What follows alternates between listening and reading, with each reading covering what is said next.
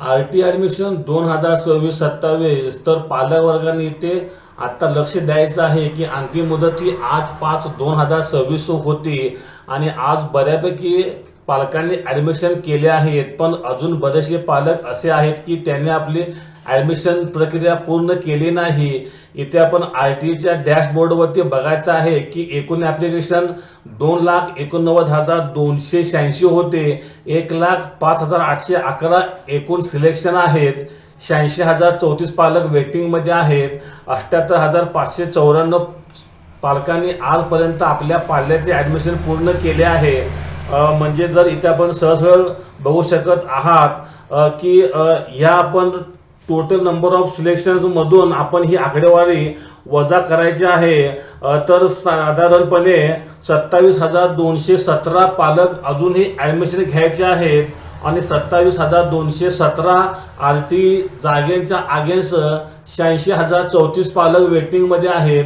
तर आपण बघूया की आर.टी परत एकदा मुदतवाढ केली आहे का। इथे आपण स्क्रीनवर बघू शकत आहात तर महाराष्ट्र राज्यातील आर.टी 25% जागांच्या प्रवेशासाठी कागदपत्र पडताळणी आणि प्रवेश निश्चितीची मुदत 8 मे 2026 पर्यंत वाढवण्यात आली आहे। इथेही आपणास मुदत वाढ दिसत नाही, तर 8 मे नंतर कोणतीही मुदतवाढ ही अंतिम मुदतवाढ असल्याचे स्पष्ट केले आहे। इथेही आपणास मुदतवाढ झालेली दिसत नाही। आपण दुसऱ्या एका डॅशबोर्डवरती बघायचं आहे तर महाराष्ट्र राज्यातील आर.टी 25% राखीव जागांच्या प्रवेशासाठी कागदपत्र पडताळणी आणि प्रवेश निश्चितीची मुदत 8 मे 2026 पर्यंत वाढवण्यात आली आहे। अंतिम मुदत आर.टी.ने ही अंतिम मुदतवाढ असल्याचे स्पष्ट केले आहे। यानंतर कोणतीही मुदतवाढ दिली जाणार नाही। प्रवेश प्रक्रिया जर तुमच्या पाल्याचे नाव लॉटरीमध्ये आले असेल तर 8 मे पूर्वी कागदपत्रांची पडताळणी करून आपल्या शाळेमध्ये आपण प्रवेश घ्यायचा आहे।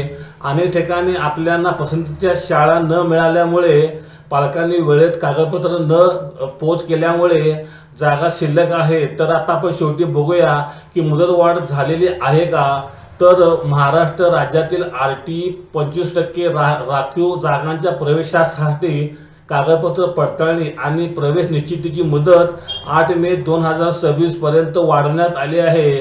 तर इथे आपण पालक वर्गाने पाहू शकत आहात की अंतिम मुदत ही 8 मे 2026 आहे। आता मी व्हिडिओ करत असताना जवळपास 6:45 वाजलेले आहेत आणि आज 8 मे 2026 रोजी 5:30 वाजेपर्यंत मुदत होती। 6:30 पावणे 7 वाजेपर्यंत कोणतीही अपडेट नाही। तर हा एक माझा व्हिडिओ होता की आपणास आर.टीची मुदतवाढ झाली आहे की नाही हे सांगण्यासाठी। तर पालक वर्गानो माझा हा व्हिडिओ आवडला असल्यास माझ्या चॅनलला लाईक करा, शेअर करा आणि सबस्क्राईब करा। थँक्यू, धन्यवाद।